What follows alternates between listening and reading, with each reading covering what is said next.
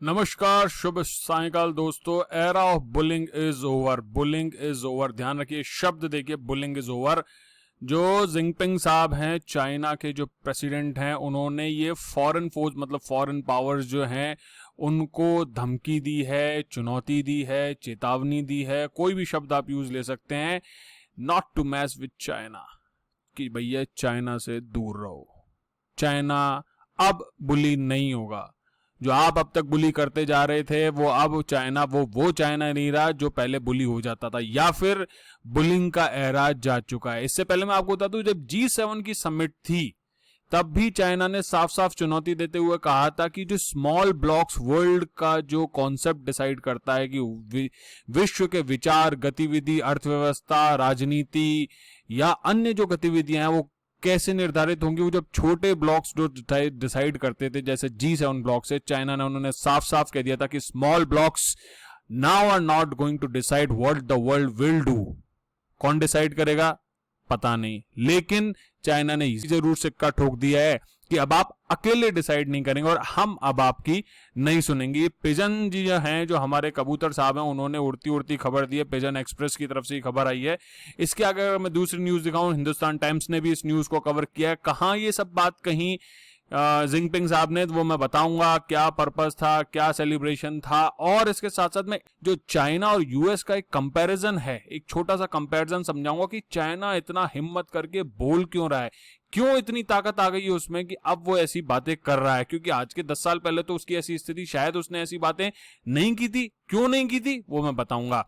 इसके साथ साथ उन्होंने ये भी कहा है कि चाइना की जो मिलिट्री है वो मजबूत की जाएगी, उसे बहुत बड़ी बनाई जाएगी, और जो ताइवान का रीयूनिफिकेशन है चाइना के साथ वो भी किया जाएगा। ये देखिए, कई सारी बातें उन्होंने इस इवेंट में, इस प्लेटफॉर्म पे की है। ये टाइम्स 24H की भी न्यूज है, not to mess with China. इसके अलावा प्रेस रीडर है, उसने भी इस न्यूज को कवर किया है। प्रेसिडेंट जिनपिंग ने एनिमीज को साफ साफ कह दिया है कि अगर आप चाइना से लड़ेंगे तो आपको एक ग्रेट वॉल ऑफ स्टील से भिड़ना पड़ेगा और आप टूट जाएंगे, मर जाएंगे, खत्म हो जाएंगे, लेकिन चाइना खत्म नहीं होगा। ये तियानमान स्क्वायर है, वहां पे इन्होंने ये स्पीच दी थी, और ये थी centenary celebration of Chinese communist party. देखिए यह भी न्यूज है, द ग्लोबल हेराल्ड की न्यूज है।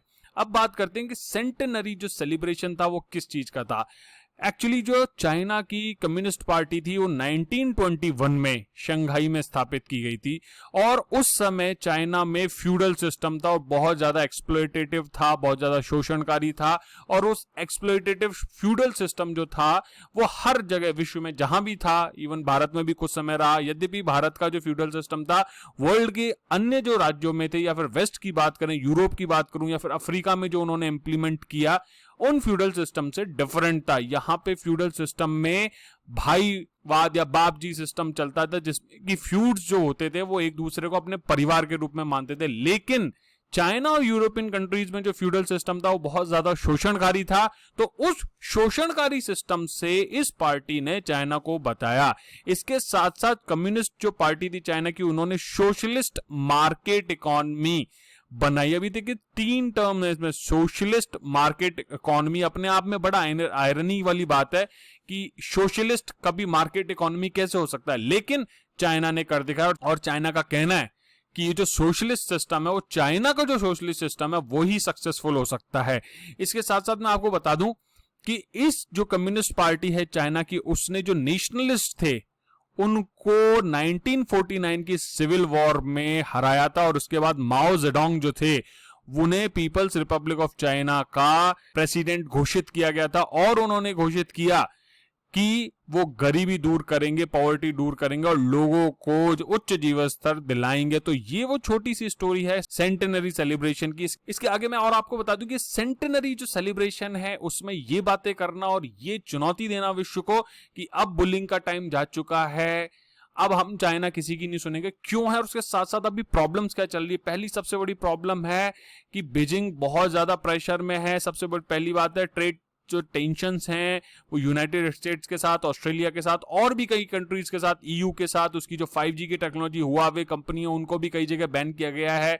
उसके साथ साथ पॉलिसीज जो है उसकी जिंजियांग प्रांत में, मैंने आज सुबह ही एक वीडियो बनाया जिसमें कि जिंजियांग से संबंधित कुछ सूचनाएं मैंने दी थी, और उसके साथ साथ हांगकांग तिब्बत के प्रति जो उसकी नीति है कि उनको एनेक्स कर लेना, उनको कब्जा कर लेना, और जो साम्राज्यवादी नीति है अपने पड़ोसी राज्यों के साथ में, चाहे वो साउथ चाइना सी हो या फिर फ्री एंड फेयर जो कम्यूटेशन है, नेवल मूवमेंट है, उसको कंट्रोल कर देना है। तो ये वो एक पॉलिसी के लेवल पे चुनौती है। इसके साथ साथ कोविड-19 पेंडेमिक ने चाइना के सामने एक सबसे बड़ी चुनौती उत्पन्न की है, क्योंकि वैश्विक स्तर पर एक बहुत ही संदेह, शंका और संदिग्धता का माहौल उत्पन्न हो गया है चाइना के प्रति।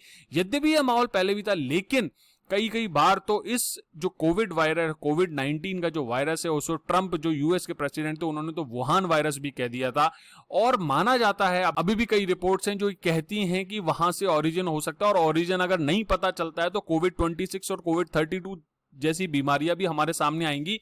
लेकिन चाइना जो है इस ओरिजिन को पता करने में उतना कॉपरेट नहीं कर रहा जितना वर्ल्ड चाहता है, क्योंकि China is a kind of closed country. यही उसकी कम्युनिज्म की एक ताकत कह लीजिए या कमजोरी कह लीजिए, क्योंकि उसने अपने देश को तो बांध रखा है लेकिन वैश्विक स्तर पर उसकी जो इज्जत है, जो सॉफ्ट पावर है वो बहुत ज्यादा कम है। और अब हांगकांग जैसी और तिब्बत जैसी जगहों में जो आंदोलन होते जा रहे हैं वो ये सच्चाई दिखाता जा रहा है। तो ये वो प्रॉब्लम है जिनके समय में चाइना का ये स्टेटमेंट आया है। अब मैं एक और एग्रेशन के स्टेटमेंट बताता हूं कि उनके स्टेटमेंट क्या थे। लाउडेस्ट राउंड्स ऑफ अप्लॉज कब आए? जब उन्होंने कहा कि no longer allow any alien power to bully and oppress us. कहने का मतलब है कि भैया चाइना ये मानता है कि वो विश्व शक्ति बन चुका है और अब वो किसी की नहीं सुनेगा, और काफी सारे ऐसे एग्जाम्पल्स हैं जहां चाइना विश्व शक्तियों की नहीं सुनता है। जो यूएन की सिक्योरिटी काउंसिल में उसने कई बार वीटो किया है, कई चीजों पे वीटो किया, और पाकिस्तान का वो इंडिया के अगेंस्ट बहुत बार साथ देता आ रहा है। रशिया से भी अब उससे सपोर्ट मिलता जा रहा है। यूएस और यूरोपियन यूनियन कितनी भी कोशिश कर लें लेकिन चाइना को पूरी तरीके से कंट्रोल नहीं कर पा रही हैं। इसके साथ साथ उन्होंने ये भी कहा कि no one should underestimate the Chinese nations will and power to fight against foreign power. हर विदेशी ताकत को करारा जवाब मिलेगा, ये उन्होंने साफ साफ कह दिया। चाहे वो नेवी स्तर पे हो, चाहे आर्मी स्तर पे हो, चाहे ट्रेड के स्तर पे हो, चाहे टेक्नोलॉजी के स्तर पे हो। टेक्नोलॉजी में तो चाइना ने quantum technology, quantum dot concept है, उसके ऊपर तो बहुत ज्यादा, एआई के ऊपर, बिग डेटा, इन सब चीजों पे उसने बहुत महारत हासिल कर ली है। तो ये चाइना का एशिया की जो शताब्दी कही जा रही है वो गलत नहीं है, क्योंकि डेटा में अभी आपको बताऊंगा कि उसकी इकोनॉमी कहां बढ़ रही है, साइंटिफिक पावर में, उसकी रिसर्च एंड डेवलपमेंट में कहां है वो। अब अपन एक बेसिक कंपैरिजन करते हैं कि चाइना और यूएस का, दो कंट्रीज मैंने ली हैं, वैसे तो कंपैरिजन और भी हो सकता है लेकिन मैंने मुख्यतः यूएस और चाइना दो कंट्रीज लिए जिनमें हम कंपैरिजन करेंगे। ये देखिए, अब यहां चाइना और जो यूएसए है उसका कंपैरिजन, ये जो ब्लू है वो है यूएसए, जो रेड वैल्यूज हैं वो है चाइना की। पहले मैं अच्छी बातों की बात करूंगा कि जीडीपी पर कैपिटा की अगर मैं बात करूं, दैट इज $49,800 यूएसए की है और 9,100 यूएस ये है चाइना की। लेटेस्ट 2020-21 का डेटा नहीं है, थोड़ा पुराना डेटा है, तो इस पे ध्यान रखिएगा, ठीक है। इसके बाद फिल्म इंडस्ट्री की बात करूं, वहां पे भी यूएस ऊपर है। टॉप ग्लोबल ब्रांड्स की बात करूं, उसमें भी यूएस ऊपर है। मार्केट कैपिटलाइजेशन की बात करूं तो यूएस ऊपर है, लेकिन अब चाइना तेजी से बढ़ता जा रहा है। अगर मैं इंटरनेट यूजर्स की बात करूं तो यूएस में भी ज्यादा है। मिलिट्री एक्सपेंडिचर यूएस का ज्यादा है, लेकिन अब चाइना का परसेंट जो है वो बढ़ता जा रहा है। और कल ही मैंने एक वीडियो बनाया कि वो न्यूक्लियर मिसाइल सिलोज बना रहा है, 100 न्यूक्लियर मिसाइल सिलोज, तो वो अपना जो एक्सपेंडिचर है इन मिसाइल्स पर, डिफेंस टेक्नोलॉजी, वो बढ़ाता जा रहा है। अनएम्प्लॉयमेंट रेट में भी यूएस ज्यादा ही ध्यान रखिए, अनएम्प्लॉयमेंट रेट जो चाइना की है वो कम है।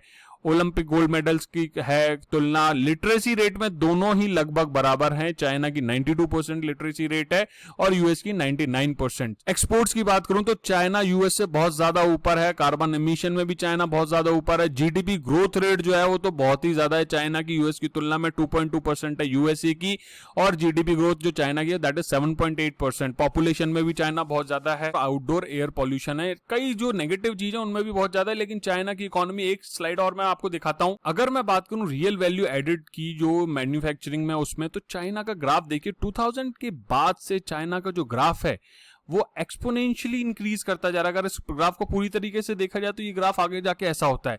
और अगर मैं यूएस का ग्राफ देखूं तो वो साइनोसोडल वेव की तरह चलता है, एक साइन की वेव की तरफ चल रहा है जो थोड़ा थोड़ा इंक्रीज कर रहा है। तो ये चाइना की वो पावर है जो उसे इकोनॉमिक रूप से बहुत ज्यादा ऊपर रखती है। इसी के लिए उसने सीपेक जैसे जो इंस्टीट्यूशन है, सीपेक जैसे जो प्लान्स हैं, बीआरआई है, उसे शुरू किया है जिससे कि वो अपने इन्वेस्टमेंट को, अपने लाभ को बढ़ाए। इसके साथ साथ एक स्लाइड और देखते हैं। कहा जा रहा है कि यूएस की जो इकोनॉमी है वो चाइनीज इकोनॉमी से पीछे हो जाएगी। देखिए एक्सपेक्टेड है ईयर 2028 में क्रॉस करेंगे दोनों एक दूसरे को, और जो चाइनीज इकोनॉमी है 2034 तक काफी ज्यादा डिफरेंट आगे हो जाएगी यूएस की इकोनॉमी से। तो ये वो तरीके हैं, ये वो चीजें हैं। ये वर्ल्ड इकोनॉमिक लीग की एक टेबल है, 2021 का ही डेटा है, देखो उसी हिसाब से एक्सपेक्टेड सिस्टम है। और ये 2020 को इन्होंने ये दिखाया भी है कि दोनों ही इकोनॉमी में ग्लिचेस भी आए हैं।